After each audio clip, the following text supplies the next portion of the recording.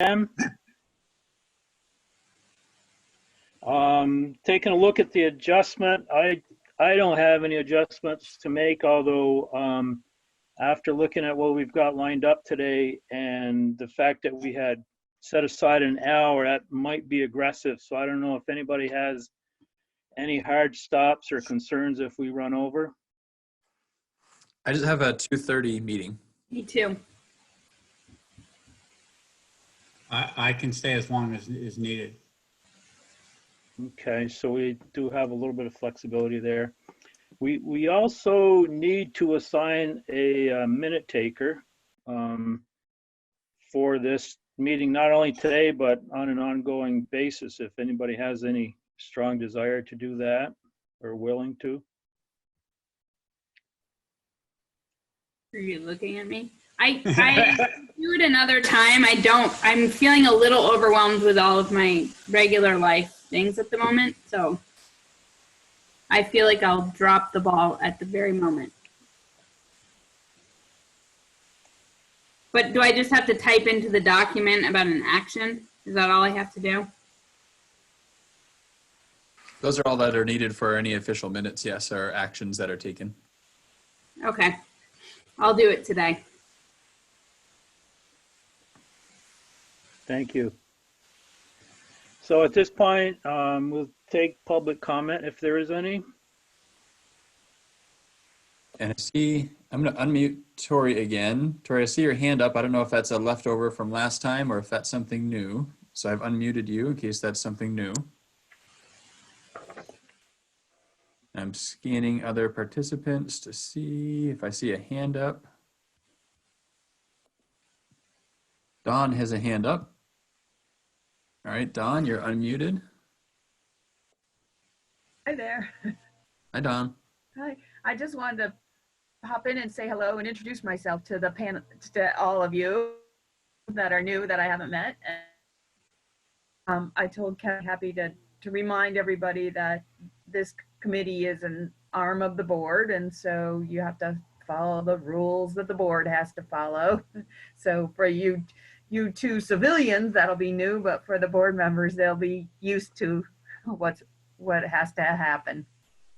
Kevin, are you okay with me promoting Dawn to panelist and we can see her face as she's introducing herself? I certainly am. I should have checked with Dawn to see if you're okay with showing your face, given Tori's comments earlier.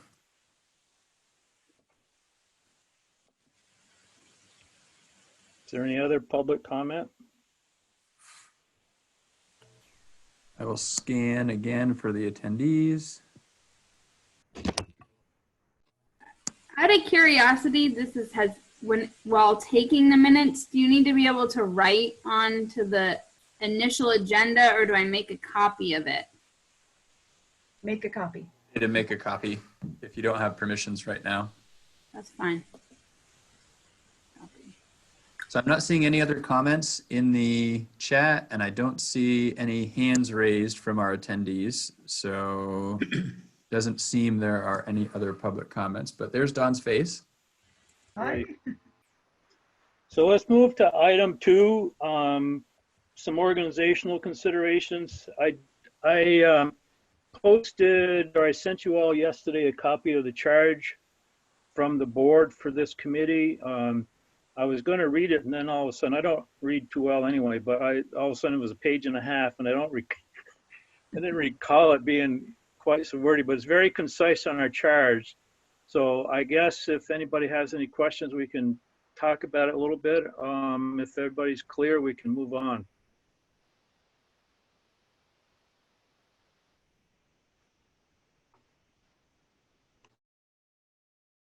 I'll take that as everybody's happy with that.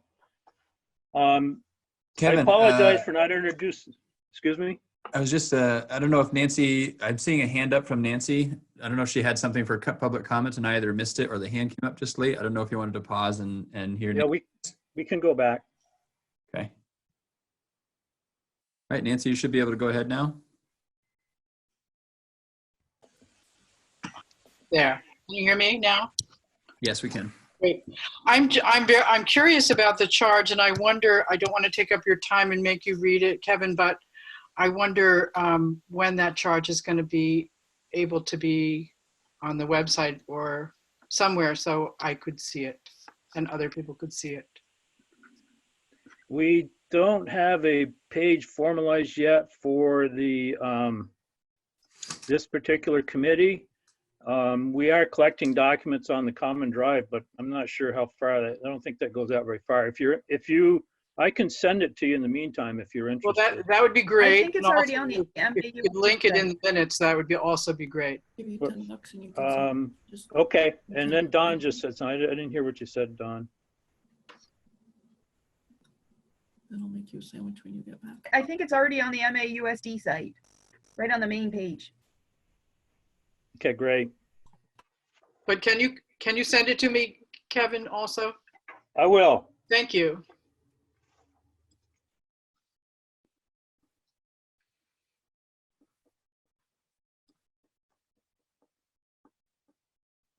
So let's, if we would at this point, just go around and introduce ourselves. We've got some people that are very familiar with each other, but we've got some new members on this group. So just a few minutes to introduce yourself, tell us a little bit about you and your interest in serving on this committee, I guess.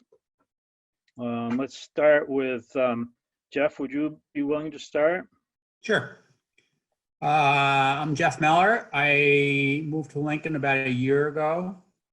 I lived most of my life in Burlington. I used to practice law there in the 80s.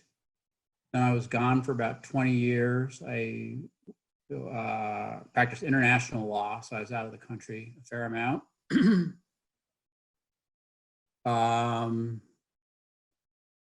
And let's see, I've taught a couple of times at the university level, not at the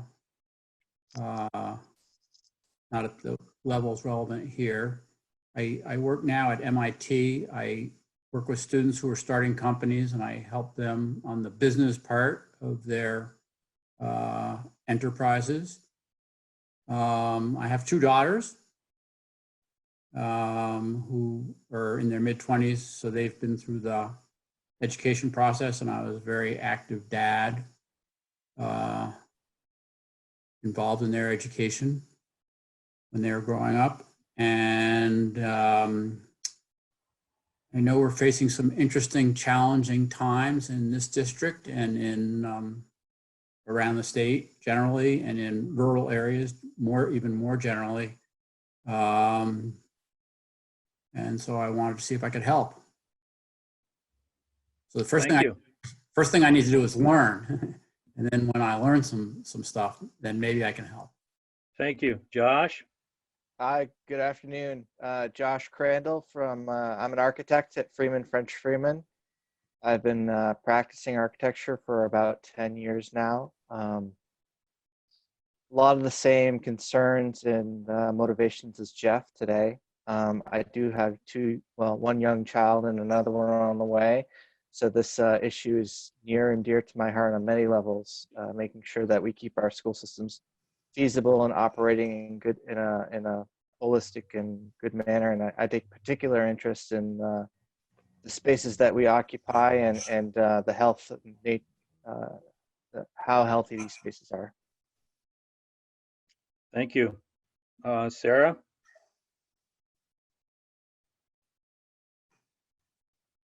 I think you're on mute, Sarah. I know. I'm really bad at unmuting. I am Sarah LaPearl, and I have been living in New Haven for a long time. I have two kids that one is about to leave Beeman and one is at going into 5th grade. And I've lived in Addison County almost my whole entire life.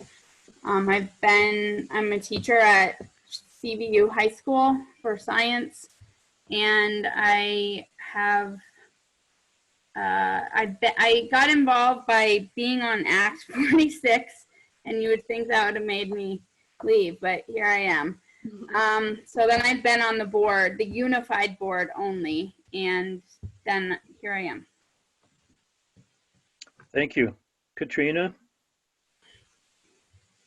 Hi, I'm Katrina DiNapoli. I am the assistant superintendent for MAUSD. I've been working in this district for 11 years, 7 years in this role. I am a 20-year resident of Moncton. I have had 2 kiddos graduate in our system.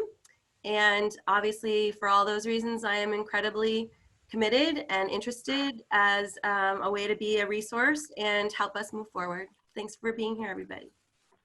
Thank you. Patrick? So I'm Patrick Reen. I'm superintendent for MAUSD. It's my 4th year as superintendent. I did teach in the district for 6 years, a while back as well. I taught 6th grade at Bristol Elementary School. I've lived in Bristol, Starksboro, and Lincoln over the past 18 years. Just kind of working my way through all 5 towns, just kind of getting a feel for all of them, you know. And obviously, I'm very keenly aware of some of the challenges that we currently face and some challenges that are on the horizon for us, and really interested in working with a whole range of different people in different ways to figure out the best way to navigate those challenges that are ahead of us. So I'm thankful to everyone for being part of this work. Thank you. Don?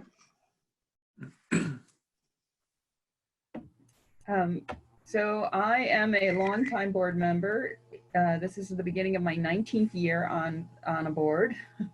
And I enjoy our town. I live in Moncton. I have 2 kids that have gone through the system and are off on their way now doing other things.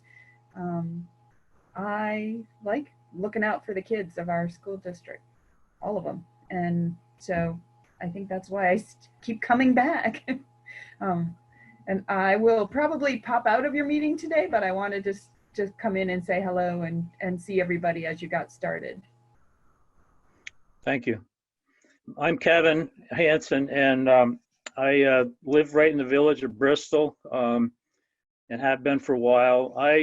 My class was the first class to go 4 years at Mount Abe and graduate. So if you look at the cornerstone on the building, you can do some math and figure out how old I am. My wife went to Mount Abe. She was a Beeman person before that, and our 2 girls went to Bristol Elementary and Mount Abe as well. I'm retired. I guess that still seems like an odd word, but I've retired after 35 years in building administration for public and private businesses. And I started a brewery a few years ago, recently sold that just in time to get locked down by this pandemic, and tutor my granddaughter who's in 1st grade. So I served the last year on the Mount Abe board before the Unified Board, and this is my 1st term on the Unified Board. I became interested in serving on the board from the point of view of the struggle that has been developing regarding utilization of space and how to preserve, an economical, cost-effective educational system with what we've got, and how to best manage everything. So so I guess that's where I'm at. Thanks everybody for sharing a little bit. The next item is an action item, and Don alluded a little bit before. We are considered a public meeting entity, and as such, we have to conduct ourselves within the rules outlined for public meetings, which can seem cumbersome, but nonetheless, it is there to afford the public every opportunity to fully understand what the activity is concerned. The meetings need to be notified. Obviously, you've seen the agenda, and the reason for doing that is so people can be aware of what the discussions are and the topics are going to be. So, as rigid as it sounds, we have to pretty much stay with the topics of the meeting. If something comes up that's divergent, to the point that it's a separate topic. It needs to be warned at with the next agenda, if you will.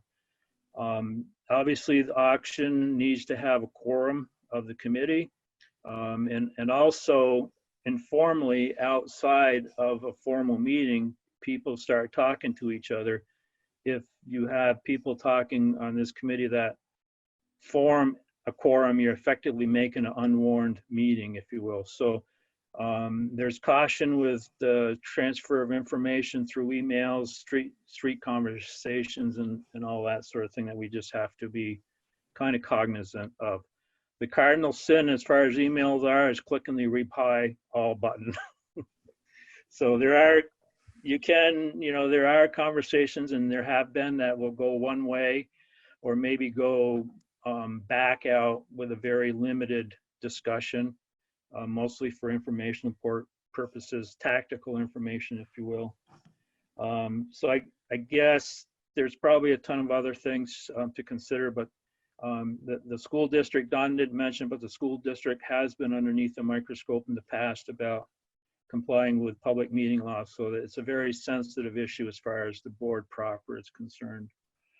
We, as a small group, probably don't need to encumber ourselves with a lot of regulation and dialogue and rules and whatnot, but we probably should adopt something so that we understand what the protocols are, if you will. I did send out with the packet a document that outlines, and I just crack up at this name, as Jurassic Parliament, and all I can think about is Jurassic Park, the movie. But anyway, they have modified Robert's rules for small meetings, and I put that out there for discussion and see what makes sense as far as what we should consider ourselves as far as points of order are concerned. So open it up to whatever discussion. Perhaps one thing to talk through a little bit here, Kevin, and this seems as good a time as any other, the role that Katrina, Floyd, and I play on this committee in terms of voting and non-voting. So it seems crystal clear that as superintendent, so the committee's charge is to be sort of an advisory group for the superintendent. So it would make sense that I'm not a voting member of this group. And I would propose that Katrina and Floyd are also non-voting members, but mostly sort of resources to the voting members of the group.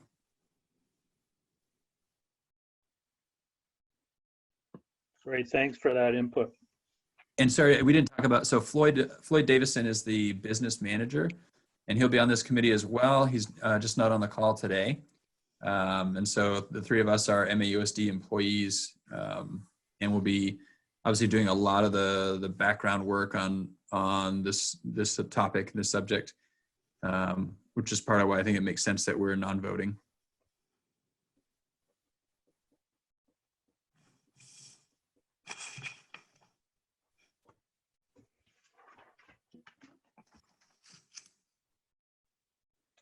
So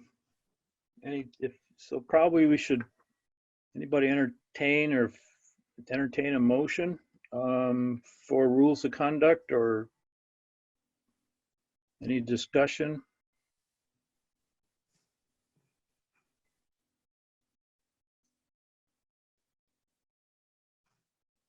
Anybody care? Kevin, whatever Yes. it is we do, tell me what I'm supposed to write down. So the action is to determine what we want for rules of conduct. Okay. Kevin, would it be helpful to hit some high points on the Jurassic Parliament? Okay. So it's with the modified Robert's rules allows for a small board, which modifies the rules and loosens them up very quite a bit from some of the formalities of making motions and how people speak. You know, Robert's rules, obviously, if you get into a municipal situation, goes much further in how votes are taken and that sort of thing. The small committee Robert's rules, typically a chairman has to step aside to talk or on a subject. The small board rules allows a chairman to participate in the discussion. It also allows the chairman to make a motion, which Jurassic recommends not to do that, that any motion should be coming from the floor, if you will. It loosens up discussion. With a formal set of Robert's rules, you need a motion in order to discuss. With the small board rules, you can discuss, decide if you want a motion, or you could even vote for that matter, which doesn't seem to recommended, but you could even vote based on a discussion if there's a clear understanding of what that discussion was, if you will. I think the big things are, and there's all these semantics about standing up and sitting down and all that sort of stuff, but the big points in my takeaway are the loosening of making motions and the fact that the chair can participate in conversations without stepping down. That seems reasonable to me. I would find it really awkward if really only Jeff and Josh and I can speak, if Katrina and Patrick and Floyd are, and you're standing up, sitting down on the side. I don't know. I think that you need to be part of the conversation, Kevin. I agree. I agree. So is that, anybody willing to make a motion then? Are you allowed to make a motion yourself, Kevin? Or you don't want to? If you read the rules, Okay. Robert's rules allows that. Jurassic Parliament recommends not to do that, and personally, I would prefer not to do it. Okay. So might a Make motion it if you tell me accept what the it is. Jurassic rules? Does that address some of the concerns that were just discussed?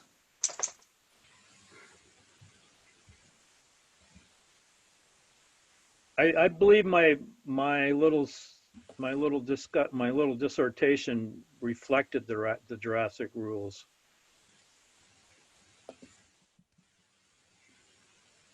So if those were adopted, everything you just discussed that everyone agreed should happen, could happen. I believe so. My opinion is yes. I think we have to clarify the parts that are different.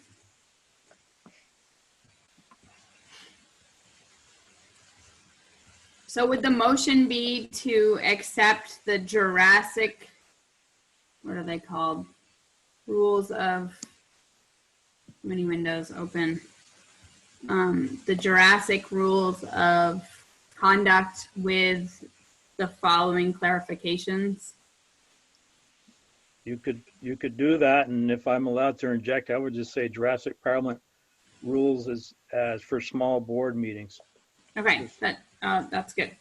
And then what are the clarifications that we would just want to make sure I that would, if you we're just good with? if you just referred to the document that we attached, I think that would do it, or not.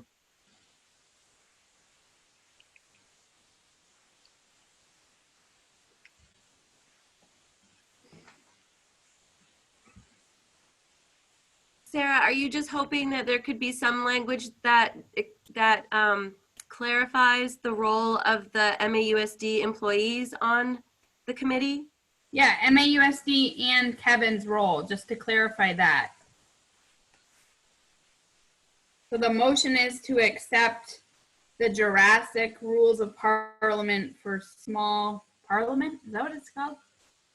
Small boards. For small boards. Jurassic, okay, I gotta go look at the document. For small Jurassic boards and with the following clarifications. And now we list what they are. The superintendent office or central office employees, including Patrick, Katrina, and Floyd, are non-voting members. And that Kevin, what was the clarification about Kevin?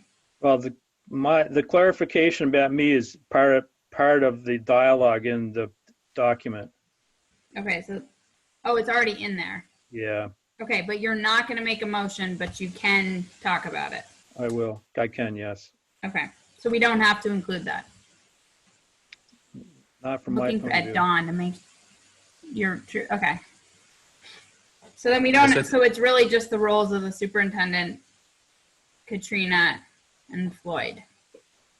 Right. So if the motion were to adopt the Jurassic rules and acknowledge that the superintendent, assistant superintendent, and business manager are non-voting members, sounds like that probably covers it. Okay. Is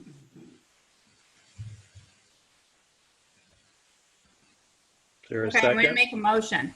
Okay. Oh, I thought, Before I do, can you please tell me the actual? It's the Jurassic rules of small boards. Jurassic Parliament rules for small boards. Thank you. Okay, I'm going to make a motion to use the Jurassic Parliament rules for small boards with the following clarification: that the superintendent, assistant superintendent, and business manager for the district are non-voting members. Second. Who seconded that? Josh. Gosh. Okay. Is there any further discussion? Hearing none, all in favor? Aye. Aye. Aye. Opposed? Abstain? So it looks like everybody's going to agree to that. I think that pretty much, unless somebody's got any questions on it, I think that pretty much takes us through the organizational aspects. So the next two topic items, Patrick's going to lead us on. Item 3 is background information. And that's kind of information that's been kicking around for a while and kind of brought this committee into fruition. And then item 4 is the vision going forward. So I don't know, seems like those two might run together, but Patrick, you can break them up or just tell them when you're at the end of it all. Sure.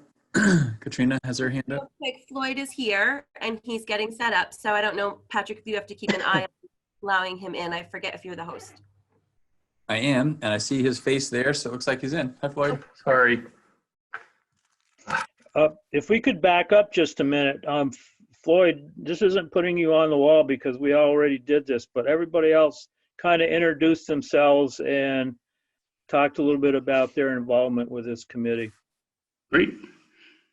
Happy to jump in. I'm Floyd Davison. I'm the business manager here at MAUSD, and probably as much as any of you, I have a great interest in what we're going to be able to do, what our options are, and where we go as a team here.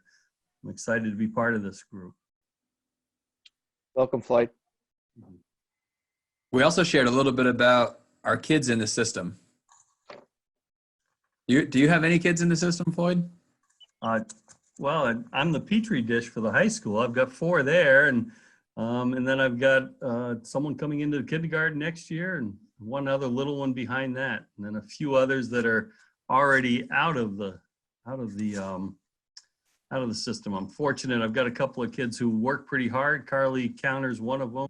She's the class president for the seniors, and a good barometer for the rest of the younger siblings to have to work hard to stay at the bar she sets. That's for sure. If we had a few more Davison families, we wouldn't have to have these meetings. Oh my gosh. Just one in each community, we'd be good.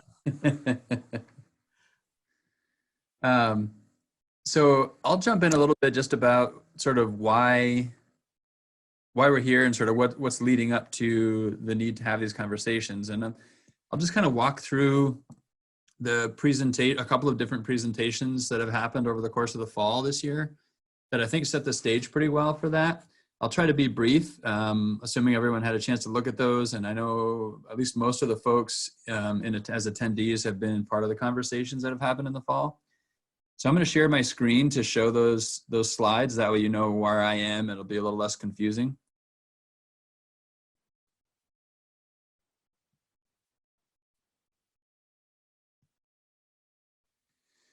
So this is, and I don't know if I can go into presentation mode, otherwise it, I think, messes up with the video screen. So I'll stay in this sort of working mode. But really what we're looking at here is a combination of declining enrollment and increasing expenses. And that's ultimately why we're having these conversations about sort of feasibility and sustainability of our facilities and how we use them.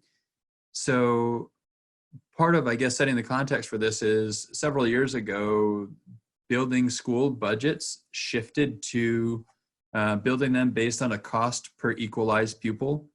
And an equalized pupil is simply a formula that tries to account for the various needs that students might have and the costs associated with students, or the costs associated with educating students with varying needs. So it's an attempt to create sort of a balancing of those costs, and it's a formula that creates this equalized pupil. So it's derived from the number of students we have and their relative need, and that produces an equalized pupil count. And that's really how budgets are built. So when we're losing overall enrollment, that's fewer students that factor into this equation and produce a smaller equalized pupil count. And when your costs go up and your equalized pupils go down, the cost per equalized pupil changes pretty dramatically. And that's what we're finding ourselves up against right now. And there are limits set by the state currently around how much we can spend per equalized pupil without paying a tax penalty for exceeding those costs. So it's that combination of declining enrollment and increasing expenses that are putting us in the position we're in. So in terms of declining enrollment, if we look at it on a school by school basis, this is sort of a historical look at Beeman Elementary School. Lincoln Community School has been more consistent than any other school over this period of time. But in the last few years and in the next few years is looking at a very sharp decline in enrollment as well. Robinson Elementary, Moncton, Bristol, Mount Abraham, and then the district. So very consistent in that there's a steady, if not at times steep, decline in our student enrollment over the past 20 plus years. And then the rising costs. So this is looking at spending as a district over the past several years and projecting out, assuming no change. This is now looking at our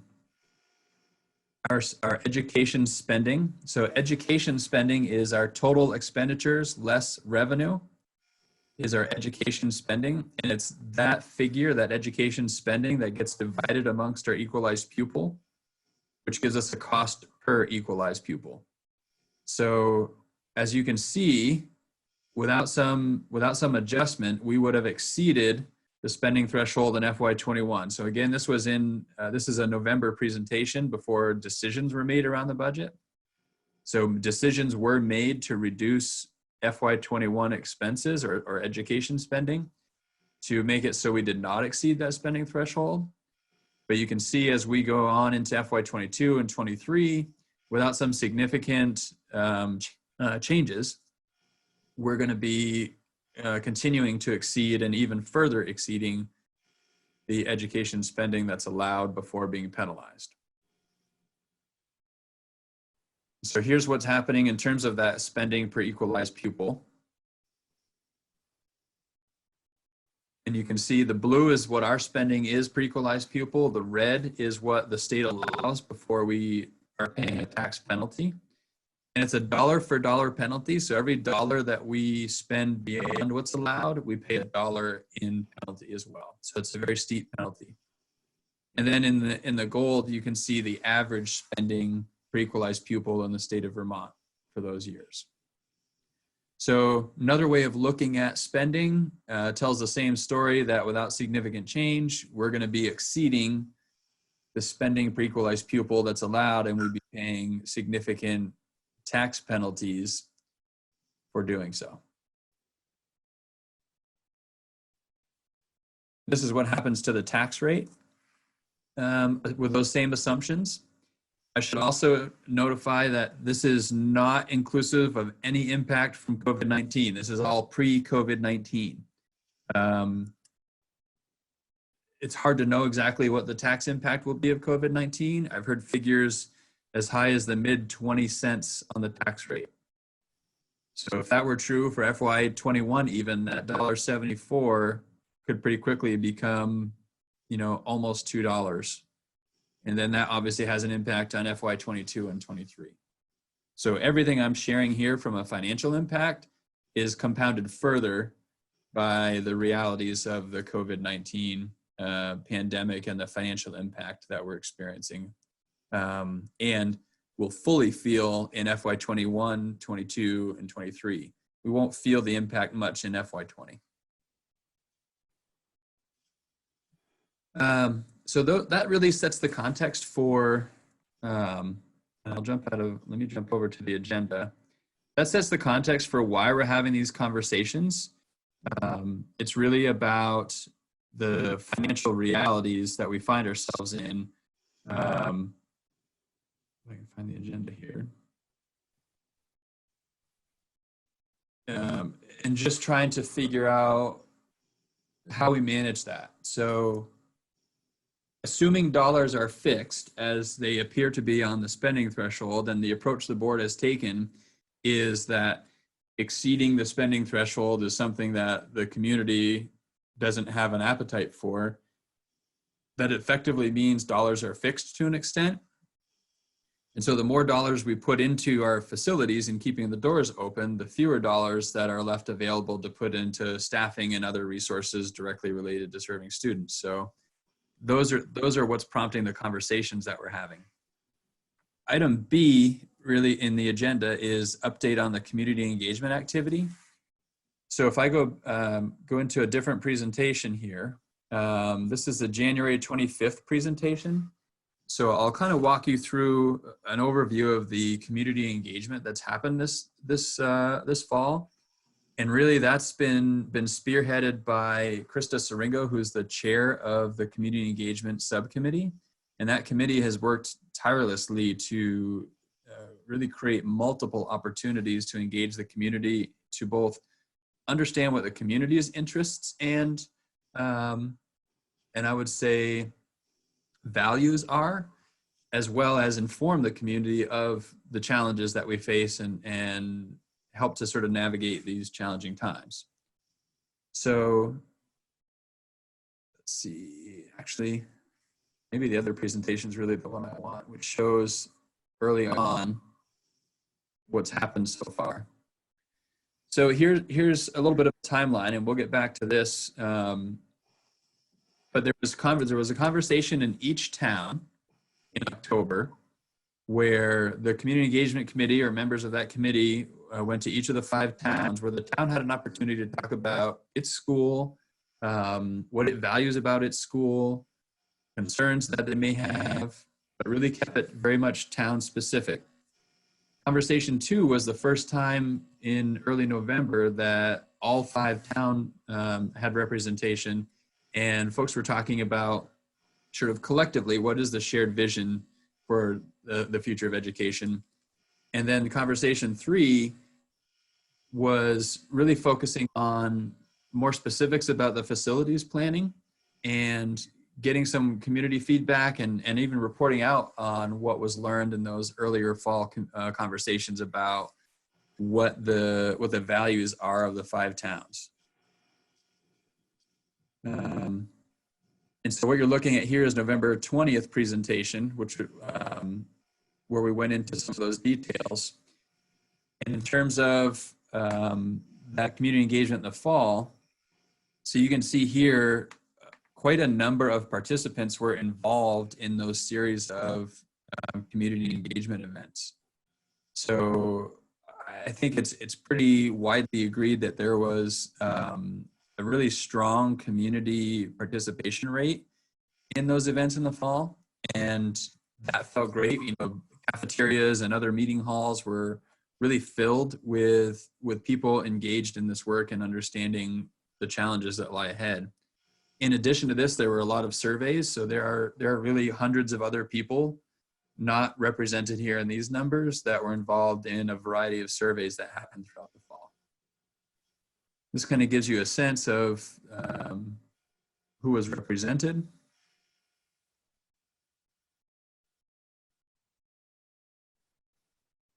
And some of the themes. So I won't go further into this, but I think you get the sense that there's been a really high degree of community engagement throughout the fall leading up to where we are now just sort of launching this feasibility group. I can sort of pause there for a minute for any questions that folks may have. I've already said quite a lot, so it's a lot to digest. That was a great summary, Patrick. Thank you. Just for the background of other members of the committee, so I attended all of those sessions, and it's great to have you review all that. So that's the informational context that I'm starting with. Yeah.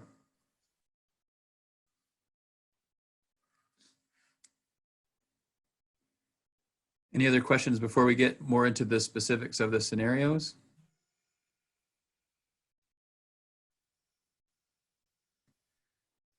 Okay, and I think it was actually in the charge.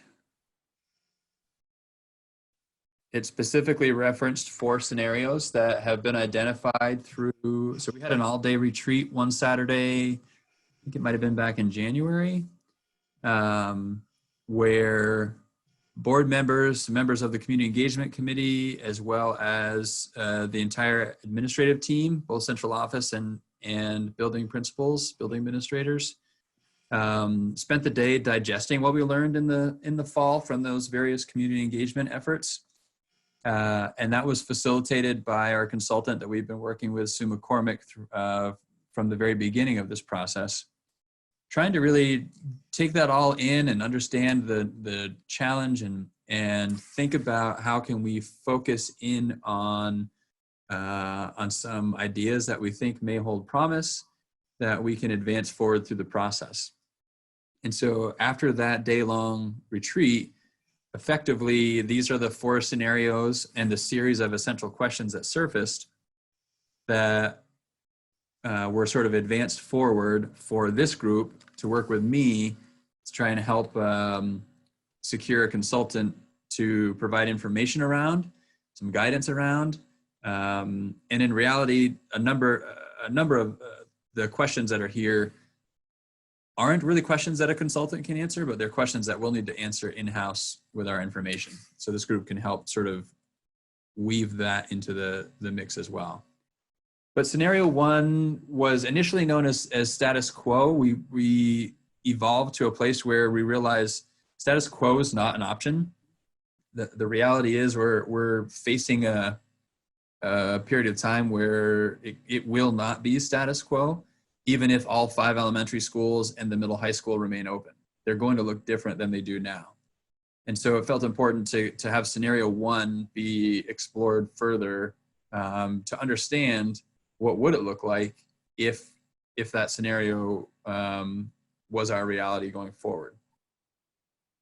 Scenario 2A, so scenario 2, basically it started as maybe 2A, and then there were a couple of variations that spun off of this, and 2A and 2B seem to be scenarios that stuck. So 2A is 2 elementary schools and a 6 through 12 middle high school. So obviously that would involve the closure of 3 of our current elementary schools. Scenario 2B is 2 elementary schools, a middle school separate from a high school. So that would involve the closure of 2 of our school buildings and a repurposing of another. And then scenario 7 As you can tell, there were lots of other scenarios, but these are the ones that surfaced. I think there were 7 in total, 7 or 8. Is a single K-8 school, and in this scenario, we would not operate a high school, and our high school students would have a high school choice.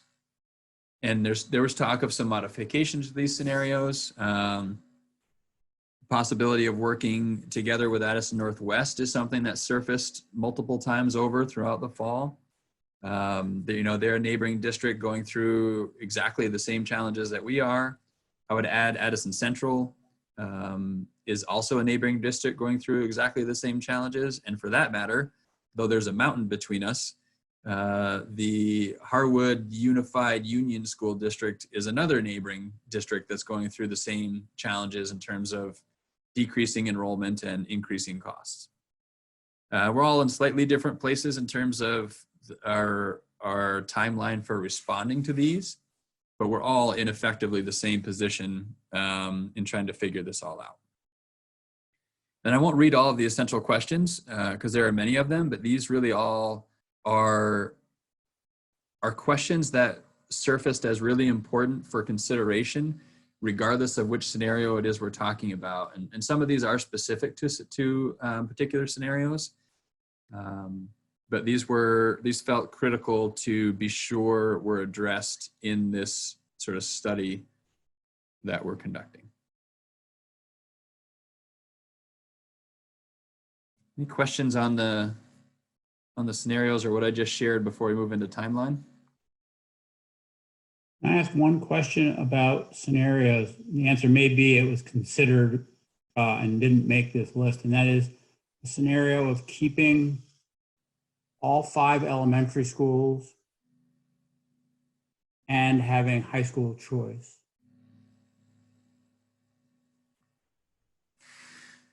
Is that? I recall that one.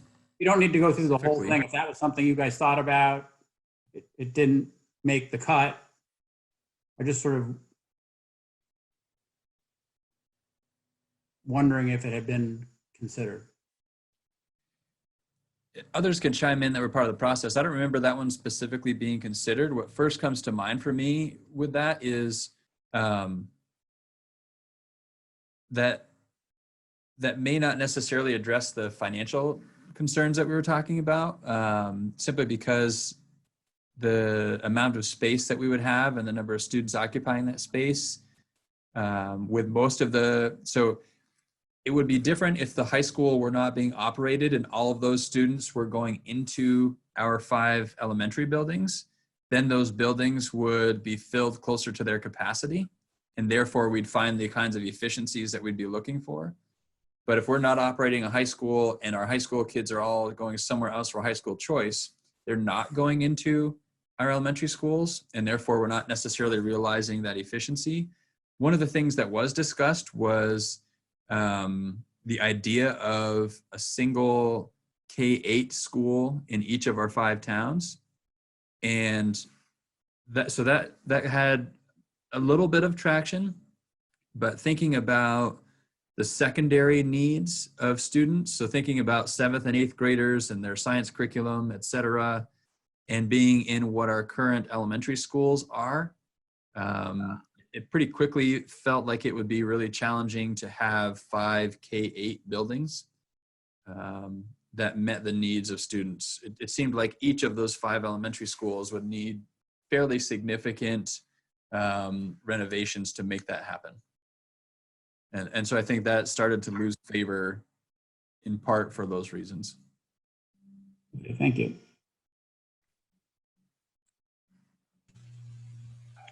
If I could just add a little bit of perspective too, that through a lot of this, through particularly the community engagement aspects where you're talking with townspeople and the ideas are flushing out, a lot of it was done in small groups where certain ideas were floated, if you will, but at the end of the day, as groups came back together and discussed things as a whole group, major group, if you will, they didn't always end up flushing up with other activities that are such as these.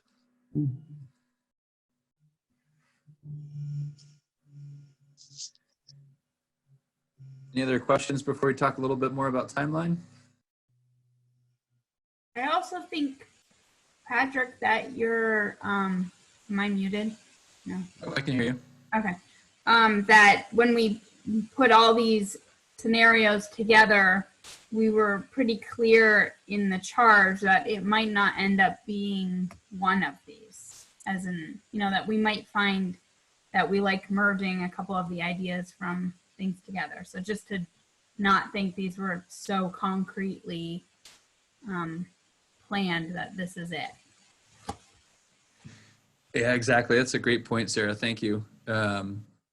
Yeah, so as we dig into this and we learn more through the study, a scenario that's maybe slightly different but resembles one of these may present as something that makes the most sense to advance forward. So we are keeping, I think it's important to keep a variation of these open as options if that's what presents as something that makes the most sense for us. But we also felt it was important to have some sort of direction on what we think there's an appetite for in the community, and seemed like passes at least the initial straight face test. And these were some of the things that surfaced in that way. So if we look at the timeline, I don't remember which of these two did I have the timeline on. So this was the draft timeline, and again, this was pre-COVID. We haven't updated the timeline yet, post-COVID, but for sure COVID-19 is going to have an impact on this, and I'll talk a little bit more about that. So in the fall, I mentioned the community engagement events that happened. In January, the board did review the community input and determine the scenarios to fully explore, and those are the ones that we just went over. The original plan was, following that January meeting, from February through July, to find a consultant, initiate the study, complete the study ahead of the board's August retreat, so that the board could, at its August retreat, devote considerable time to what we learned from the study and think about what and how to advance that learning forward to the community. In talking in initial reach out to some consultants, for a study to happen that looks at capacity of buildings, it's important to spend time in the buildings while they're filled with kids and while kids are being educated there. So the fact that consultants can't access buildings right now that have kids in them is going to have an impact on the timeline.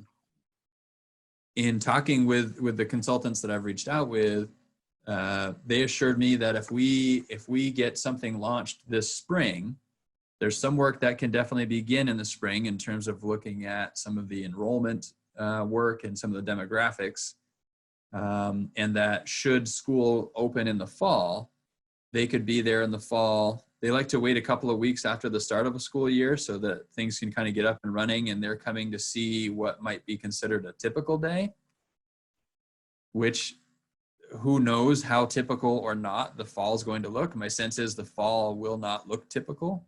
So that may further impact what can happen, but we'll have to sort of cross that bridge when we get there.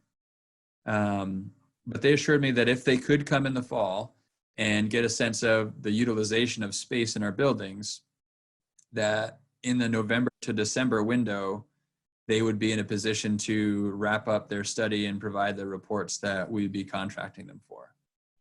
Important to note that that does not include a full sort of architectural firm study of our buildings. Their recommendation, and we'll talk more about the specifics of the group that I'm in communication with, but their recommendation was, before you spend lots and lots of money through architectural firms to study all of your buildings, we can spend a lot less money initially to get a sense of, are there some buildings that immediately show up as buildings that don't necessarily make sense to spend the money to figure out what their really deep sort of structural needs might be. So we can talk more about that, but that was the idea there. So that's automatically, you're going to see that that means an adjustment to this timeline. That is probably more like December and January when the board's able to start talking with the community about what it has learned from the study and potential implications from the study. So adjustments there, but the target being town meeting day of 21 for the board to put something before the community, whatever that might be, for a vote. So the community, as it currently stands, the community has to vote to close a school. And by that, it means the community of Lincoln would have to vote to close Lincoln Community School, or the community of New Haven would have to vote to close Beaman Elementary School. So if a school were to be proposed for closure, the target date for that vote would be town meeting day of 21. If all schools are going to stay open and we're going to go back to the idea of a renovation project at Mount Abe, a bond vote could be posed on town meeting day of 21. Maybe keeping some elementary schools open requires some sort of a construction project as well. That bond vote could go before the voters on town meeting day of 21. And so part of the task would be here now, given the changes to the timeline, are can we make some changes to the timeline that position us still to take whatever action on town meeting day of 21? And I think that remains somewhat uncertain at this point, but I think that should still be the goal. Part of that being our financial challenges. We will be very much in the midst of them, honestly, in the fall as we build FY22 now. We will be right in the middle of these financial challenges. And the longer we take to make significant action, the more we're going to feel the effect of those economic hardships. So there's a good deal of reasoning behind trying to keep a March 21 town meeting day vote for action. So that's the timeline. Questions on the timeline?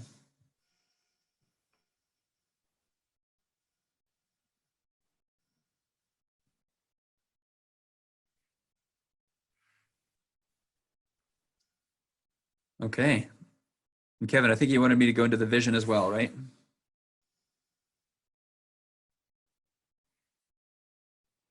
Yes, please. Okay. And so next step. So here we are, this committee is formed, and what I have been charged with by the board is to select consultants and to work with those consultants to produce a recommendation or a report to the board.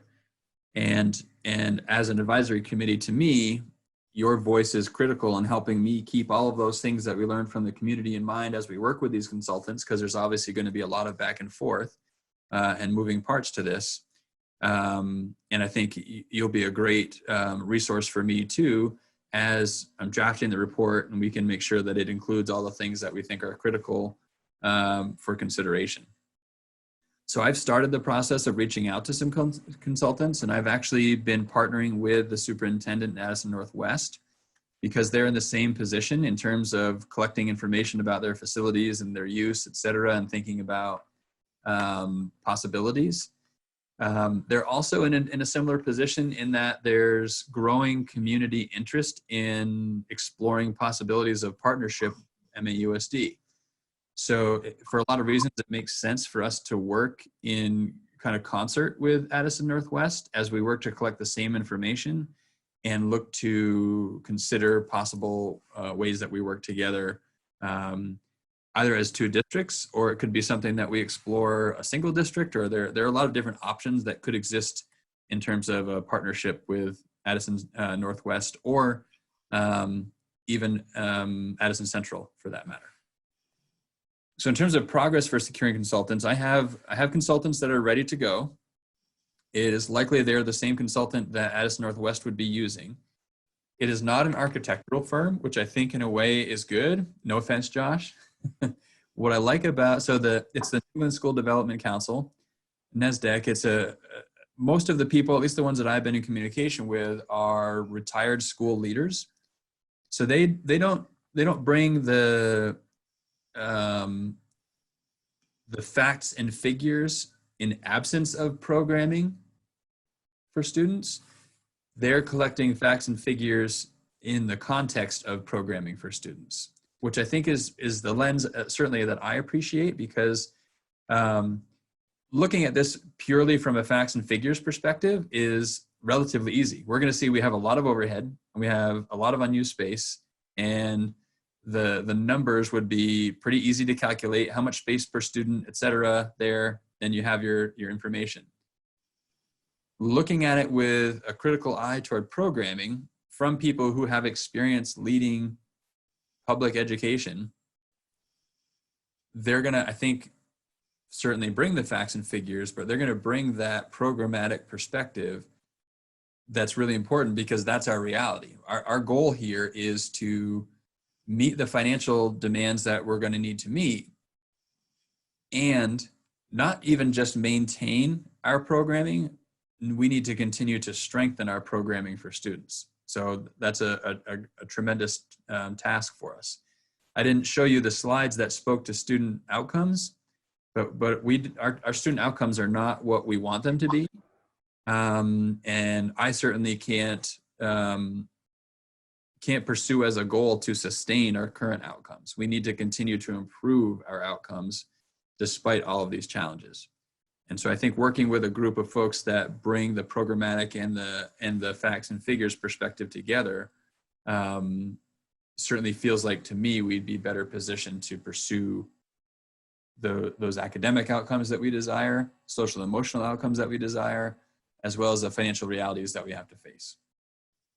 So I've shared with you, and they were attached to the agenda, several documents that give you a couple of samples of a demographic study that the NESDEC has produced, as well as, I think, sort of an options base, a facilities use kind of study, where they showed variations of school closure or keeping schools open. You'll notice they didn't give the facts and figures behind cost savings, et cetera. They're in talking and asking them that question, they said,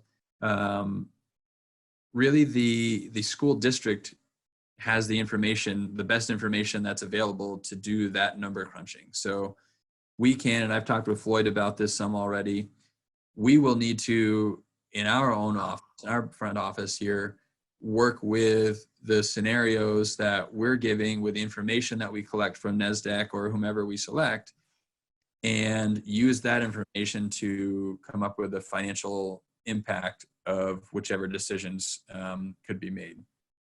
So we know there's a heavy lift on us to be doing that, and we're going to be preparing to do that. So we'll spend a lot of time this summer trying to be ready for that. The unfortunate thing with this timeline being shifted is we're going to be getting information from NESDEC in the middle of budget building season, which is when we're perhaps at our busiest from a financial perspective. And on top of that, we're going to need to be doing some crunching of what we learned from NESDEC in terms of financial implications of these scenarios. So we need to think that through and make sure we're really ready for that. It may involve taking on a consultant to either help us with the budget building or take on a consultant to help us crunch these other numbers. But I think we'll be in a position to be able to do that. And so basically, NESDEC is ready to go. I think they won't offer everything we need, but I don't know that we'll find anybody that does offer everything we need. It's going to be a partnership with them and with our own staff to pull together what we need. But from what I'm hearing from folks that have worked with NESDEC and from what I'm hearing from my conversations directly with NESDEC, they feel to me like they're the right group to be partnering with at this point in time. Not that there might not be a need at some point down the road to consult with architectural firms to do a deeper dig into some of the facilities details. But at this point in time, for what we're looking for, NESDEC seems appropriate to me. And their cost is considerably less. We were anticipating upwards of $100,000 had we gone with an architectural firm to do this deep dig on all of this, and the NESDEC fees were less than 20, somewhere in the 15 to 20,000 range. So considerably less of an investment, understandably getting a different kind of information, but I think the right level of information for the next steps. So what I'm seeing in terms of that cost that was outlined, Patrick, that's in line with the process that we would see if an architecture company was to get engaged. We would typically engage a specialist who would speak the language of enabling and programming. So that's entirely appropriate that the owner, the supervisory union, take on that role and contact them directly. Great, thank you. Sarah, do you have a question? I'm just, so have we secured the consultants, or is that something we have to do as a committee, or is that something that we can just say, great, you have our blessing? I think it's more the blessing thing, because the board charged me specifically with securing a consultant, and as an advisory group, I would be looking for and especially given the facilities expertise that we have sitting here, that I would love to hear, as Josh just offered his thinking, that seems appropriate, the kind of information, the cost associated with it, et cetera. My sense from what you said, Josh, was that what you saw is in line with what you would expect and seems like appropriate next steps. So yeah, I mean, for $20,000, you're not going to find an architect that would perform a feasibility or programming study at the level that I'm seeing in those documents. I also see a lot of documents in those studies that you can get off of online from public resources, but I imagine that they come with the expertise to digest them and provide recommendations. Mm-hmm. And that is part of what NESDEC would offer as well. They would come and present this to the board or to the community or whomever, so they'd be a resource in that regard, even once the study was complete. Patrick, I think the approach you're taking with these consultants makes a lot of sense. Are there other groups like this, in addition to NESDEC, that you've also spoken with, and for one reason or another, they didn't seem as suitable? So NESDEC is the only not-for-profit group run by retired educators or former educators that do this work that I'm aware of. Others are more like architectural firms or folks that architectural firms might sub to provide this, that I don't know necessarily would bring that same lens of educational leadership to the table. And in talking with other superintendents, I haven't been made aware of another group that I think sort of stands up to what NESDEC could do for us, in particular for the cost. Other districts have gone the route of working directly with architectural firms and digging right in with all of the facilities and spending the, closer to $100,000 figure.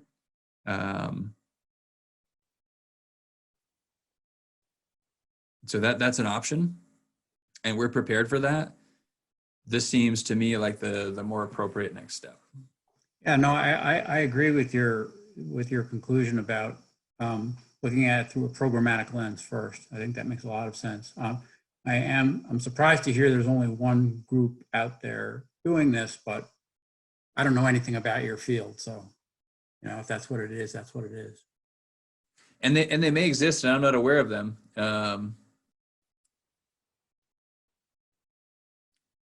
Yeah. Any other comments?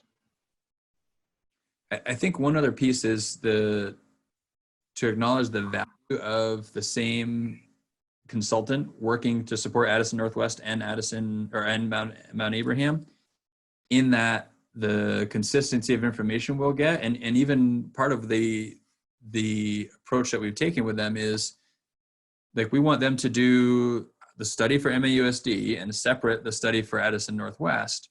And we're going to likely be looking to them to say, as they're conducting those studies and collecting the same information on both communities, we may want some scenarios that they offer to us that show a partnership between the two. So there's a value there in, again, whether it's NESDEC or somebody else, but in using the same consultant and gathering that information.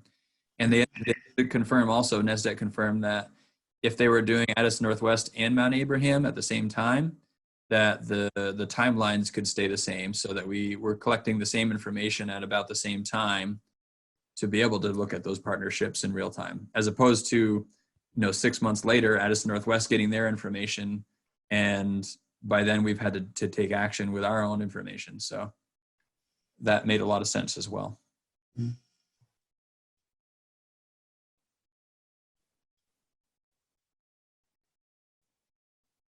Anything else anybody wants to bring up?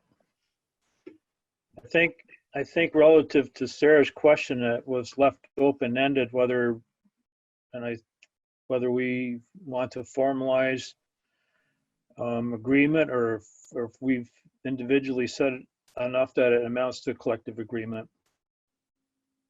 Patrick, did the group that you've contacted with, have they outlined any public outreach? Because I know that one of the challenges this process has gotten in the past is really getting a large degree of public buy-in that would result in overcoming and constructing building or consolidating buildings, or whatever it ends up being. That's what and I've seen this specifically in other school districts like Winooski.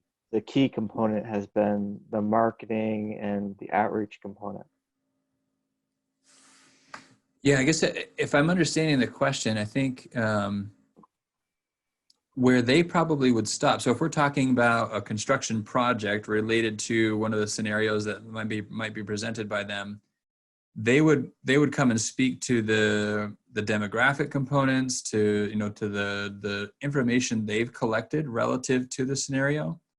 But in terms of the advertising for a construction project, they'd probably turn that over to an architectural firm or a board committee, as we've done in the past for Mount Abe projects, to do that promotion or providing of that information. Yeah, I mean, I guess I'm getting a little ahead of myself, because really where we are is phase 1 or 2, and that would be phase 5. Yeah, exactly. I think that's right. So we're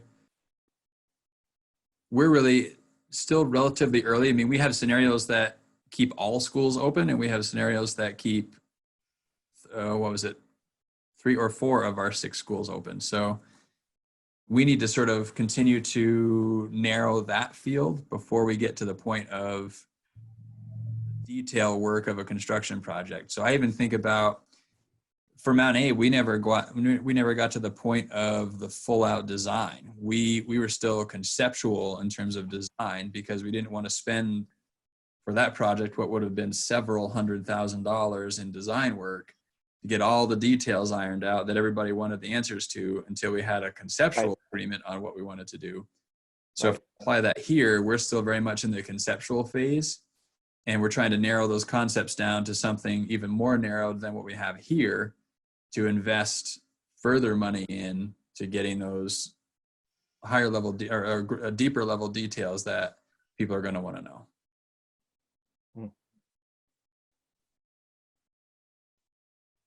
So in the interest of time, we're coming up close to 2:30, where there were some hard stops. We've got a couple other action or items on the agenda, if everybody is satisfied with Patrick's presentation right now.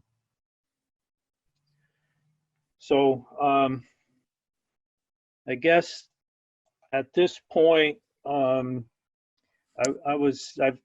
this is kind of like playing in the sandbox. It's sort of experimental, but I thought we would go around the table, if you will, even though it's virtual, and just give everybody an opportunity, I don't know, 3 minutes or something like that, just to kind of bring up concerns as this process goes down the road. It might be different things that they're hearing while they got their ear out in the community, or that sort of thing. But just take a few minutes to go around the table, raise some concerns that could potentially be just general awareness. It could be things that we want to think of for future agenda items.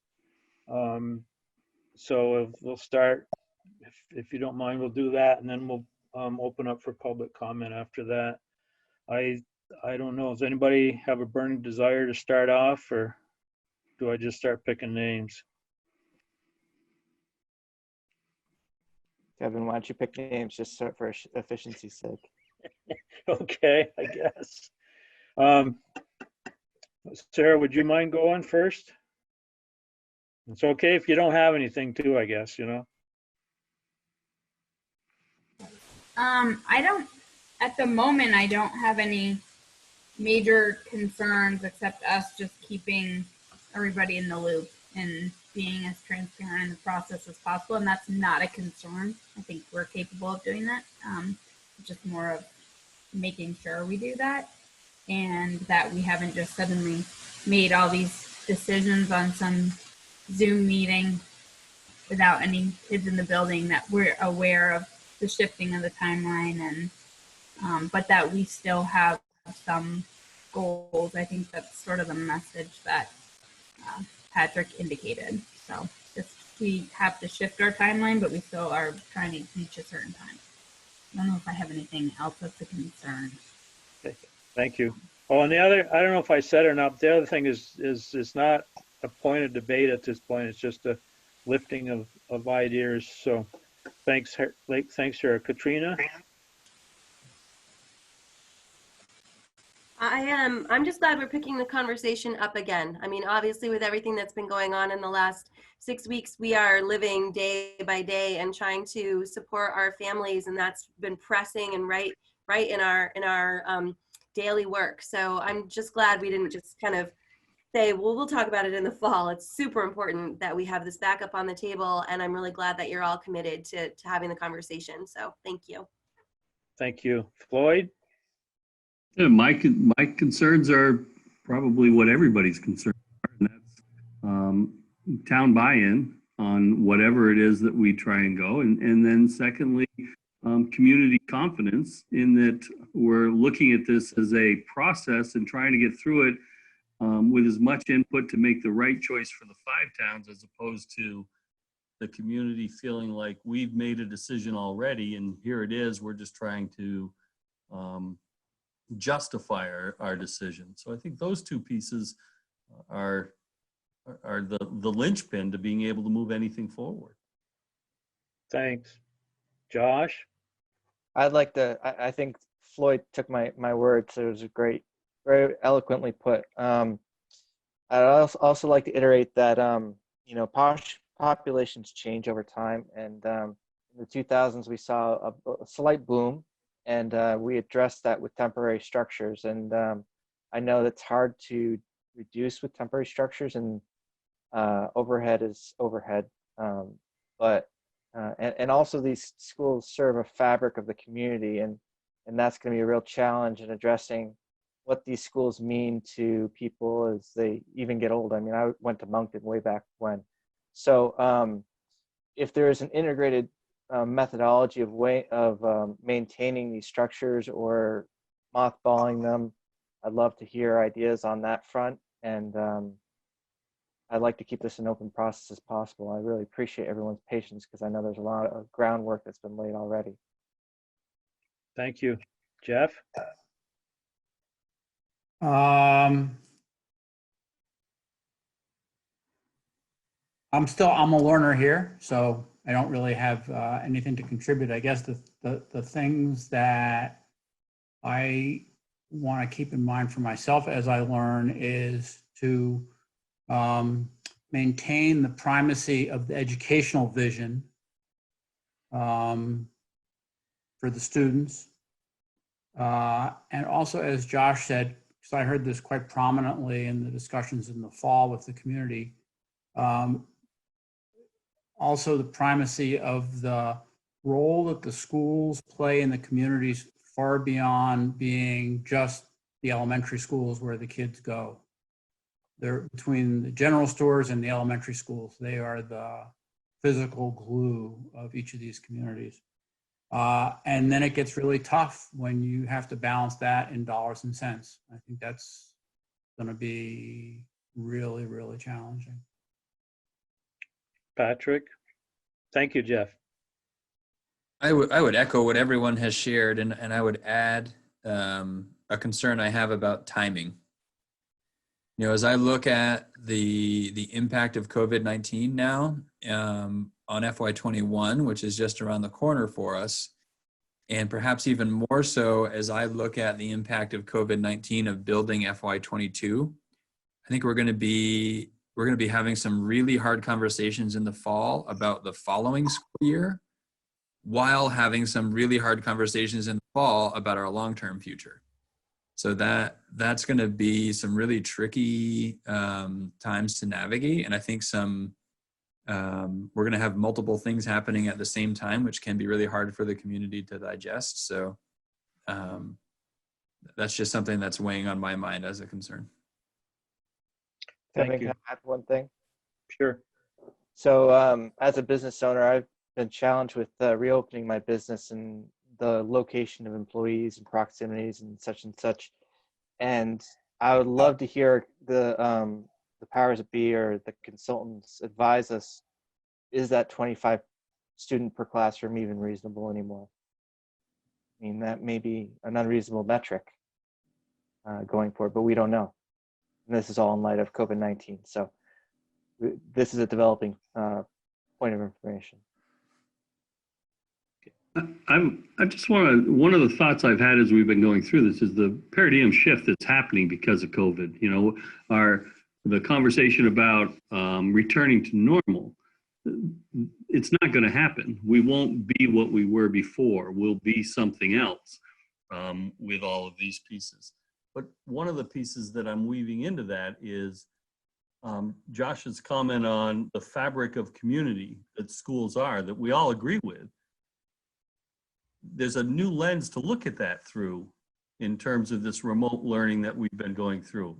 And I'm not sure what that means yet, but there's an opportunity to really look again at what community means and how to see where we can go with what we've just been through and what we're going to go through going forward, because we're still uncertain with what this fall may look like. It's just an interesting, different way to look at the community fabric, which everybody agrees with, in light of we're not in the school anymore, the physical aspect of it. Yeah, thanks. Now, we got just a couple minutes. Is there, I'd like to offer up some time for public comment if there's anybody that is interested in making public comment. I see Krista has her hand up. Go ahead, Krista. Can you hear me? Yep. Okay. Hi, everyone. I won't take long. I'm Krista Siringo, and I was involved in the community engagement work this fall, and I'm really appreciative of you folks for stepping up to take this to the next level as far as our facilities go. And just to say that, you know, the work of our committee, I think, was and will continue to be addressing some of the concerns that that you've already brought up around transparency, keeping people in the loop, ensuring we have community confidence. So, you know, I think there are other folks from the committee that are on this call just listening, and I hope to be here when I'm able, and we'd love to, you know, be part of that work, which I think should continue alongside of this committee. And then the other thing I would just say is that, you know, there is these are crazy times, and there are a lot of pressures, and also there's a lot of community energy and interest in helping work through some of those things in creative ways. So our community's, you know, sort of connected to some of those folks, and I think has the capacity to, you know, engage and mobilize people around some of that thinking that could support what the NESCAC group might do. So so I look forward to hearing more of your conversations and you know, any way that we can support your work. Thank you. Any other comments, public comments? I don't see any other hands up. Okay, so we'll quickly, one thing before we adjourn is we should entertain how we want to meet. Should we meet based on topic needs, or should we meet on a regular basis? If so, monthly or something like that, just to say hi, or do we want to wait until there's something substantial to discuss? I'm wondering if, I intend to move forward with NESDEC following this conversation, and it sounds like there's support in doing so. I'm feeling like an opportunity to bring NESDEC into one of these meetings at some point to share with them, similar to what we did here, set the context for the work that's happened, help them understand the scenarios that we've come up with, some of those essential questions, and just an opportunity for a little back and forth, if primarily as an introduction between this committee and NESDEC. Screen break, okay? And then we're going to get on the phone in a little bit. Does that feel like that With, might be Mountain Health. a good Yes. meeting? I think that's very appropriate, Patrick. Okay. So I'll work with my admin assistant to try and coordinate. First, I'll reach out to NESDEC and give them the green light. And then we'll work to coordinate a time that works for this group as well as the NESDEC folks. Great. And I'll work Great. with Kevin around the agenda for that meeting, and we can get it posted and warned and all those things that need to happen. Kevin, to respond to your frequency question, I get a sense of urgency from Patrick's comments earlier, and maybe we should try to hold monthly meetings. If that's agreeable to everyone, I'd like to put a motion to that. Is that the right thing to do? You can make a motion if you wish. Motion to have monthly meetings. Okay, motion on the floor. Anybody want to second it? Can I ask a quick question? Can you make a motion on something that wasn't warned in one of these meetings? Do that.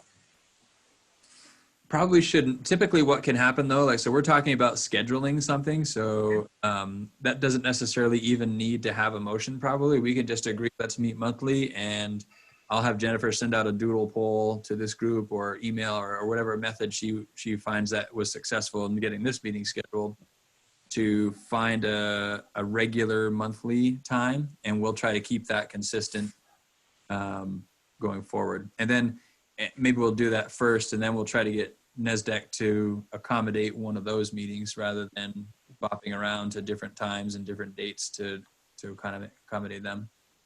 That was good practice though, Josh. I just don't know how to type it in. It's not already built into the thing. So Okay, but this next one does require a motion. what? The adjournment? Adjourn. Yeah, quick question. When do I have to have these meeting minutes, and then what do I do with them?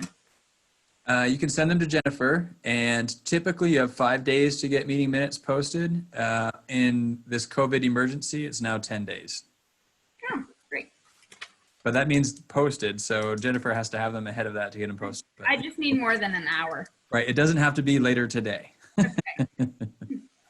Just checking. And do I send that as a Google Doc and then she PDFs it? Yeah, if you can just, as you made the copy of the agenda and you typed in that, you can just share that with her, and she'll do what she needs to do from there to get it into the minutes and on the website and everything. Great. Thanks. Anybody want to make a motion to adjourn?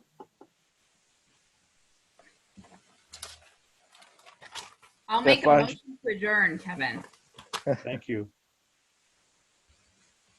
All in Second. favor?